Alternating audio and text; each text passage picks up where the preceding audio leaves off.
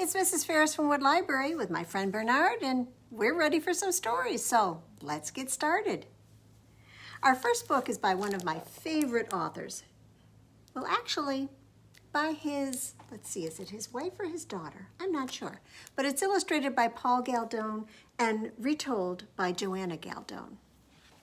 And it's published by Houghton, Mifflin and Company. It's called The Little Girl and the Big Bear. Did you pick this one out? I'm not surprised. Once long ago, a little girl lived with her grandparents in a village near a great forest. One day her friends came by and said, "Oh, the berries in the forest are ripe now. Let's go and pick some." So the little girl ran to her grandparents. "Please let me go to the forest with my friends," she said. "Certainly," they said, "but be sure to stay close to one another." Well, the little girl and her friends ran deep into the forest. "Oh, look at all the berries," they exclaimed. Now, by and by, the little girl said, "My basket is filled to the brim." But when she turned around, there was no one in sight. "Yoo-hoo! Hello!" she called. "Yoo-hoo! Hello!" Her call echoed back to her. She had wandered far away from her friends. "I'll have to find my way back alone," she thought. So the little girl climbed up hills and jumped across streams and crawled over boulders. All through the forest she walked, but she could not find her way home. At last, she reached a part of the forest full of tangled vines and huge trees that seemed to stare at her in the dusk. Then just ahead, she saw a little hut. She knocked on the door, but there was no answer. So she gave the door a push, and it opened. "Who lives here in the wildest, thickest part of the forest?" the little girl wondered as she peered inside. "And why aren't they home?" Well, it was getting dark. "I might as well stay here for the night," the little girl thought, "and then I'll try and find my way home in the morning." Now she had just sat down on a bench to rest a bit when suddenly she heard a great roar that made her jump up with a start. And in through the door walked a huge bear. He stopped short and growled down at the little girl, but then he smiled and said, "Oh me, oh my, what a fine surprise. I can't believe my very own eyes. A tempting dinner you'd make, it's true, but I've a better idea. Here's what I'll do. You will be my servant, faithful and true. You'll sweep my floor and you'll set my table. You'll take care of me as long as you're able, and I'll never let you go." Well, the little girl cried and cried for a long time, but it was no use. She had to stay and keep house for the bear, just as he had said. Every morning, early, the bear would tramp off into the woods, and he left the little girl alone for the whole day. But each time before he left, he said, little girl, don't run away. Here in my hut, you must stay." And the little girl did stay, for she was afraid to disobey him. But one morning, the little girl thought, "Grandma and Grandpa will be so worried about me. I must try to escape." So after the bear had left for the day, she tiptoed out of the hut and quietly walked into the forest. But she hadn't gone far when she heard a growl behind her, and the bear came running and said, "If you try this again, you know what I'll do? I'll chop you in pieces and cook you up in a stew." Well, the little girl wanted to get home alive, so she walked sadly back to the hut. And that night she lay in her cot beside the fire, and she thought about how she could get away from the bear. All around stretched the great forest. There was no one to ask which way to go. Day after day she thought and thought, until at last she had an idea. Well, one evening when the bear came back from the forest, the little girl said to him, "Please, bear, let me go home for a day to see my grandma and grandpa. I miss them so much, and I want to bring them something good to eat." The bear replied, "What you do on your own is simple to tell, so I'll take them the goodies. I know the woods well." Now, that was just what the little girl wanted. So early the next morning, she baked some delicious berry pies, and she put them on a plate. And then she got out a large basket. Now, when the bear came into the kitchen, the little girl said, "I'll put the pies in this basket so you can carry them to Grandma and Grandpa. Now, you must promise not to stop along the way and eat them. I'm going to climb to the top of the tallest oak tree, and from there, I'll be able to see everything you do." "Give the basket to me, and I'll do as you say. I know the way well. I'll be back in a day," said the bear. "Do I hear rain on the roof?" asked the little girl. "Oh, the pies mustn't get wet." And while the bear went outside to look, the little girl quickly got into the basket and put the pies over her head and then closed the lid. "It's not raining. The sun is shining," said the bear when he came back in. But the little girl was nowhere in sight. The bear looked all around the hut for her and then said she must have climbed into the oak tree already. Those pies smell good. I think I'll have a look." Well, he lifted the lid of the basket and he peeked inside. The little girl held her breath. "So many juicy pies," said the bear. But he had promised not to eat them, so he closed the lid. "My, those pies are heavy," thought the bear as he slung the basket on his back and started off for the little girl's village. He tramped uphill past the spruce trees. He clumped downhill around the birch trees. Stomp, stomp, he clambered over rocks and boulders. Kersplash, he splashed through the streams. He tramped and stomped and clumped and splashed until at last he was so tired he had to stop. "My feet are so weary. My back is aching. Oh, those pies would taste good now. They're mine for the taking," said the bear as he sat down on a rock to rest. But the little girl called out in a small voice as if she were a long way away, "I see you, I see you.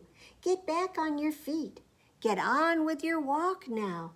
Not one pie may you eat." "Dear me," thought the bear, "what sharp eyes that girl has. She sees everything." So the bear walked on and on till he could walk no further. So he stopped and said again, "Oh, my feet are weary and my back is aching. Those pies would taste good now, and they're mine for the taking." But the little girl called out again in a soft voice, "I see you, I see you. Get back on your feet. Get on with your walk. Not one pie may you eat." So tramp, tramp, clumpity clump, stompity stomp, and kersplashity splash, the bear went on a little faster than before. And at last he reached the village, and soon he found the cottage where the little girl's grandmother and grandfather lived. Knock, knock. The bear banged down the gate as hard as he could. "Open the gate. I have a surprise. Your granddaughter sends you a basket of pies," he growled. Well, soon the village dogs smelled the bear, and from every yard ran all kinds and sizes of dogs, just as the little girl had thought they would. "Keep, keep, woof, ruff, arf!" the dogs cried as they raced toward the bear. The bear's fur bristled, and he set down the basket with a thump and began to run with all the dogs following close behind. Now at the edge of the forest, the bear stopped, and quickly the dogs surrounded him. The bear growled down at them, and they all growled back. And then suddenly, a little dog rushed up to the bear and nipped him on the heels. The bear reared up, and with one last growl, he ran off into the forest and never looked back. And the little girl? Well, her grandfather and grandmother heard all the commotion, and they hurried to their gate. "What's in the basket?" the grandmother asked. And the grandfather lifted the top. A face dripping with red and purple berry juice looked up at them. "Grandma, Grandpa," the face said, and then the little girl stood up. The old man and the old woman were overjoyed, for there was their granddaughter dripping with berry juice from the broken pies, but she was alive and well. And the grandmother and grandfather didn't mind the juice. They kissed and hugged the little girl, and you know, she kissed and hugged them back. Wasn't she smart to figure a way to get back home and away from that bear? I think so. Well, shall we do a finger play? Shall we do one about something you might eat? I don't know any about pies, but I certainly know our hot dog one. So can you get your 5 hot dogs ready? I've got my 5 little hot dogs. They're cooking in the pan. The grease got hot and one went bam. So 4 little hot dogs are cooking in the pan. The grease got hot and one went bam. So then 3 little hot dogs are cooking in the pan. The grease got hot and one went bam. 2 little hot dogs are cooking in the pan. The grease got hot and one went bam. So that leaves 1 little hot dog cooking in the pan. The grease got hot and the one went bam. So how many are left? Did you say none? No little hot dogs are cooking in the pan. The grease got hot and the pan went bam. Well, let's have a little shorter story with a very interesting title. This is called Spiders! This is kind of what pirates usually say, Aaaarrgghh. Do you like spiders? Well, let's find out what's going to happen in this one. This is written by Lydia Monks. She also drew the pictures, and it's published by Houghton, Mifflin and Company. You know what this, of course, is, don't you? Yes, a spider's web. Now, I have to start off by saying this picture looks a little silly. It looks upside down, doesn't it? But you know what? We're seeing it from the spider's perspective. So the spider is up on the ceiling, but to him, this is up and this is down. Just the opposite for us. So let's find out what the spider is going to tell us. It's really lonely being a spider. I want to be a family pet. This family's pet. I know. I'll show them what a great dancer I am. None of their pets can dance like me. Look at me! Watch me dance! What do you think they're saying? Can I tell you? Ah! Spider! Out you go. See, they caught it in a cup by sliding an envelope underneath it. They didn't hurt the spider, but they carried it out of the house and let it go. Oh dear, said the spider. I know. I'll show them how clean I am. None of their pets can clean like me. So where's the pet? The spider is in the tub. Look at me! Watch me wash. But what does she say? Ah! Spider! Out you go.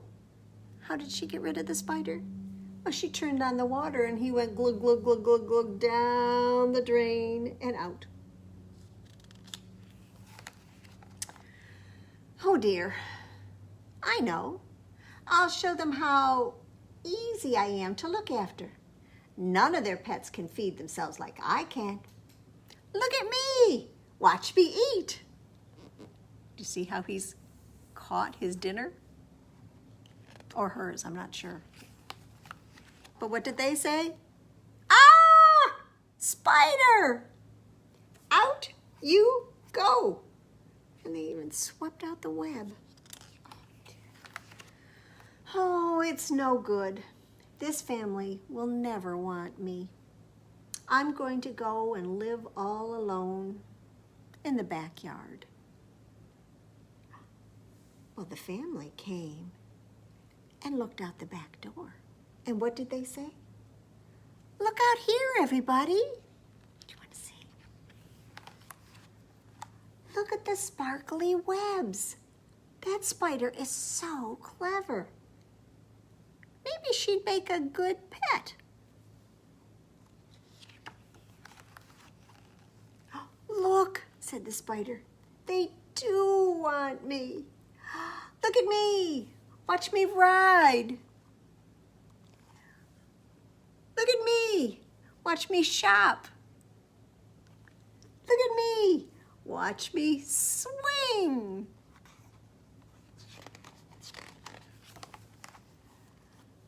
I'm a real, true, proper pet. Look at that, they're taking the spider for a walk.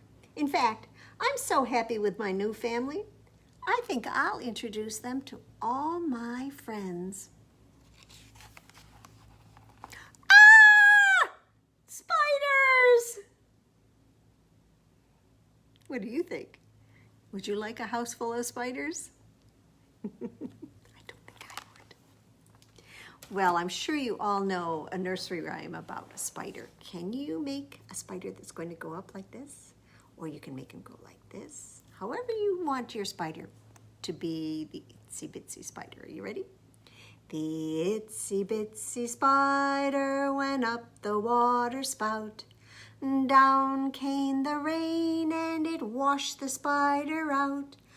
Out came the sun and it dried up all the rain. And the itsy bitsy spider went up the spout again, all the way to the top. And then slide down that water spout.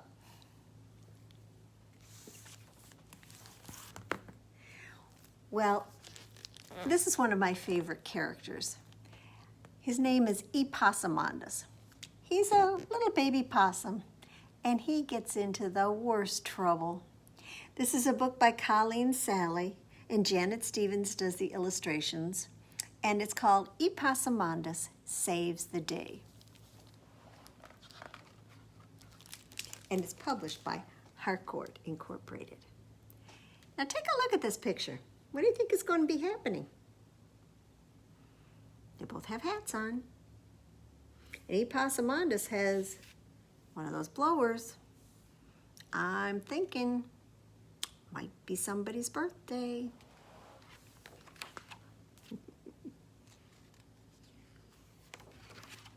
Now, once upon a time, but maybe not so long ago, Epossumondas and his mama lived in a little cottage back in the sugarcane fields of Laurel Valley in the Bayou La Fourchette.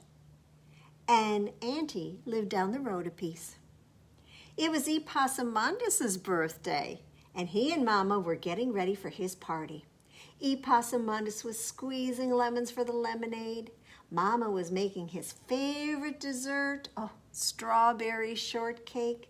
But not the kind made with cake. No, the kind made with sweet biscuits.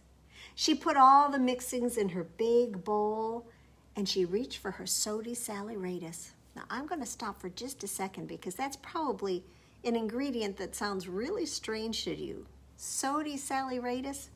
We know it is baking soda. But she calls it sody saleratus. Well, the box was empty. And you know you can't make big, light, fluffy biscuits without sody saleratus. Well, I swanny, cried Mama.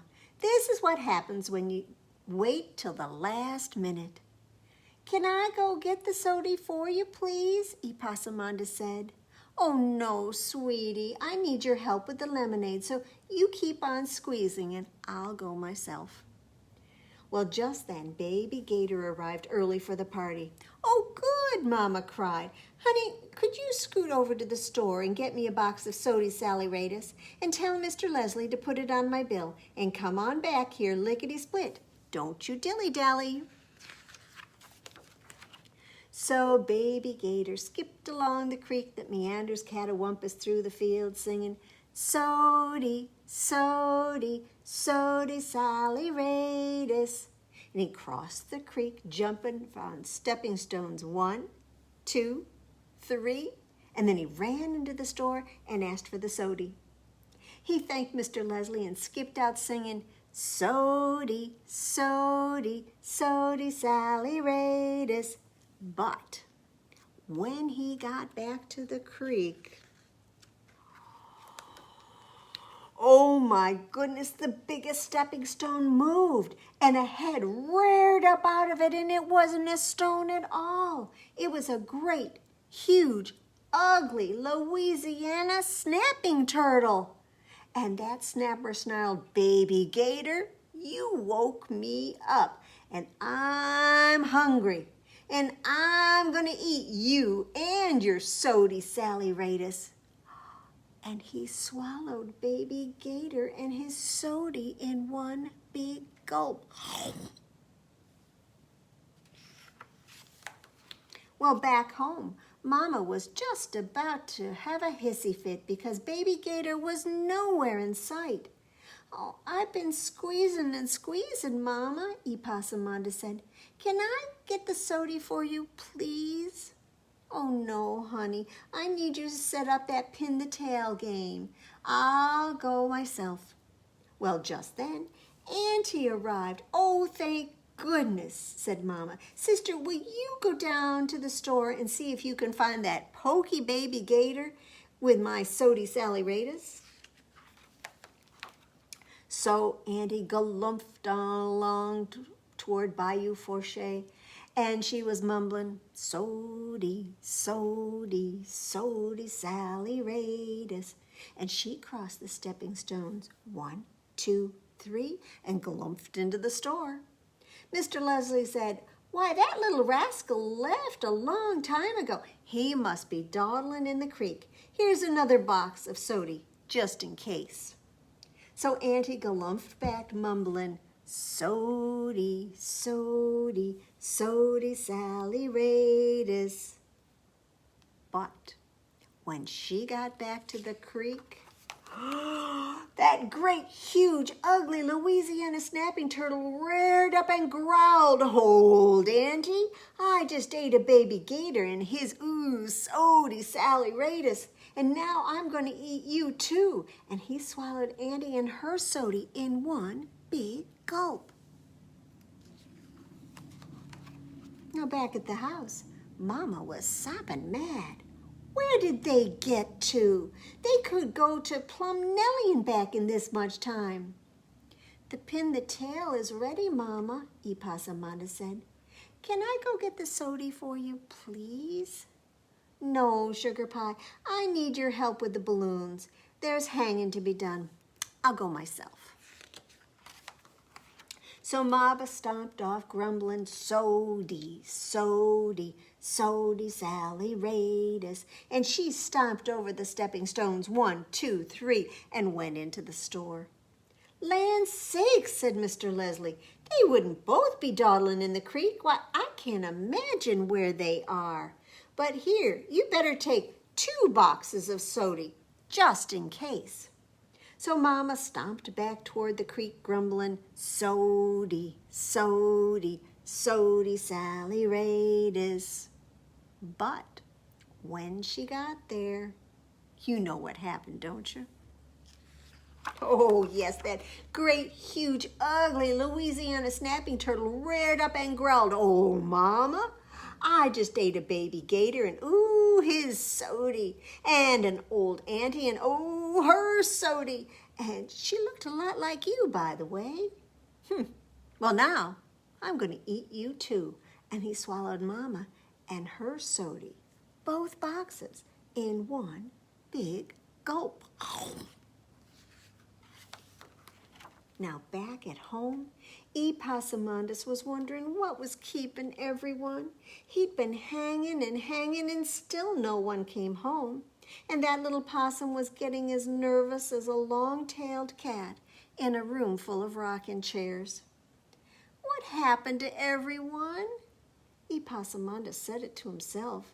He said, there's no baby gator, no auntie, no mama, no party. I better go find them myself. So Epossumondas skedaddled along the road shouting, "Sody, Sody, Sody, Salley, rate us." And he ran across the stepping stones 1, 2, 3 and skedaddled right into the store. Well, when Mr. Leslie saw him, that man was flabbergasted. "Good gracious," he said, "I don't know where all your folks are. You better take all the sody just in case." So Epossumondas started back shouting, "Sody, Sody, Sody, Salley, rate us." But when he got to the creek, that great, huge, ugly Louisiana snapping turtle reared up and stuck out his scrawny, wrinkled neck and went, "Grrr." "Thumping gizzards," gasped Epossumondas. "I thought you were a stepping stone, but you're a great, huge, ugly Louisiana snapping turtle." "You're right, Possum. I am a great, huge, ugly Louisiana snapping turtle, and I'm hungry. I just ate an old mama and her sody, an old auntie and her sody, and a baby gator and his sody." "Oh, Mr. Snapper, you couldn't have eaten all of them. That's just too mean," said Epossumondas. "Oh, Possum, my whole self is just filled up with mean juice, and now I'm going to eat you too." And that old turtle snapped at Epossumondas, but just before his jaws chomped down, that little possum hollered, "Don't eat me! It's my birthday and I haven't even had my party yet." And he hightailed it up the nearest cypress tree, screaming his head off all the way. And that great, huge, ugly Louisiana snapping turtle wasn't going to let Epossumondas get away so fast. He lumbered up to that tree and he growled all the louder, opening his humongous jaws wide. And Epossumondas, why, he hollered, "Mr. Snapper, you better spit out my folks or you'll be sorry." "Huh, what can a puny little critter like you do to me?" And then that old turtle started bumping his head so hard against the cypress tree that Epossumondas thought he might tumble right out. He squeezed his eyes shut and threw the only thing he had, a box of Sody Sally Ratus, and oh, that sody went right down the turtle's throat, and then he threw a second box, and then another, and another. Now, you may not know this, but when that much sody mixes with all the mean juice inside a great, huge, ugly Louisiana snapping turtle, something unbelievable happens. That ornery old snapper puffed up, well, like a big, light, fluffy biscuit. And Epossumondas held tight to his branch and he kept his eyes squeezed shut. And that great, huge, ugly Louisiana snapping turtle got bigger and bigger and rounder, and then he just floated right off the ground, higher and higher, until pop! He burst wide open, just like a birthday balloon, and out tumbled Mama, Auntie, and Baby Gator, all in perfect shape. Oh, my sweet little patootie saved us. Honey, you're gooder'n grits, cried Mama. And look at this. One box of Sody Saleratus was safe in my purse. Now we can make some biscuits for our little hero. So everyone marched home singing. Can you sing it with us? Sody, Sody, Sody Saleratus, Sody, Sody, Sody Saleratus.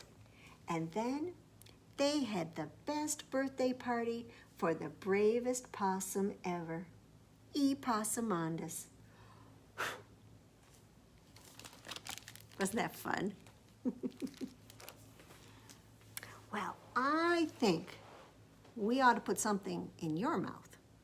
Not Sody Saleratus, and not an auntie or a little baby gator or a mama. Maybe some bubble gum. Can you reach in your pocket? And, well, if you don't have a real pocket, just pretend you do. But reach in your pocket and pull out a piece of pretend bubble gum.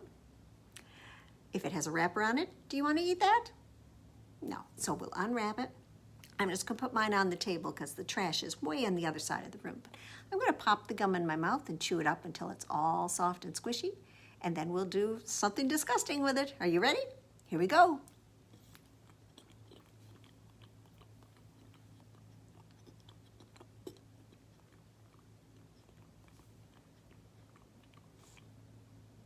Maybe 3 more chews. Then put your hand out. And we're going to spit our gum and only our gum right into our hand. Ready? 1, 2, 3. And then clap your other hand on top. And we've got sticky, sticky bubble gum, sticky, sticky bubble gum, sticky, sticky bubble gum, stick it on your back. On stick. Sticky, sticky bubble gum, sticky, sticky bubble gum, sticky, sticky bubble gum, stick it on your chin. On stick. Sticky, sticky bubble gum, sticky, sticky bubble gum, sticky, sticky bubble gum, stick it on your arm. On stick. Sticky, sticky bubble gum, sticky, sticky bubble gum, sticky, sticky bubble gum, stick it on your nose. On stick. Sticky, sticky bubble gum, sticky, sticky bubble gum, sticky, sticky bubble gum, stick it on your knee. On stick. Sticky, sticky bubble gum, sticky, sticky bubble gum, sticky, sticky bubble gum, stick it on your cheek. On stick. Sticky, sticky bubble gum, sticky, sticky bubble gum, sticky, sticky bubble gum. Time to stick it on Mom or Dad.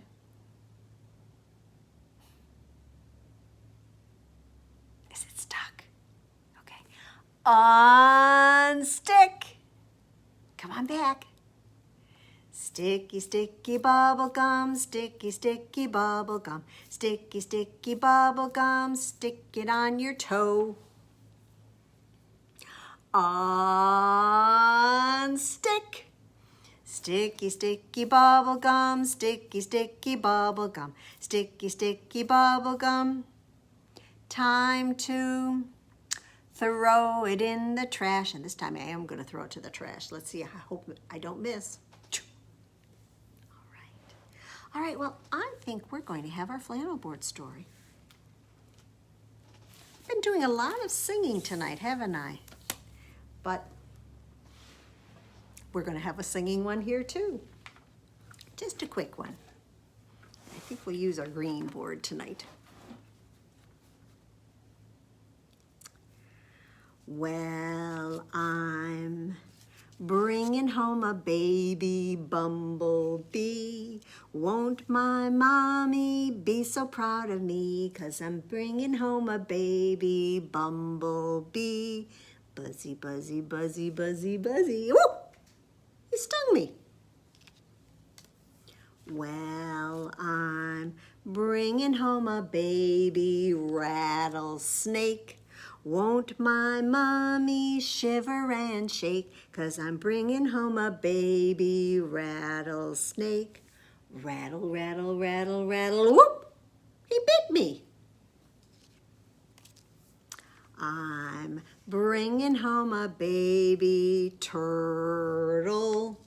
This is going to sound silly to some people. Won't my mommy really pop her girdle?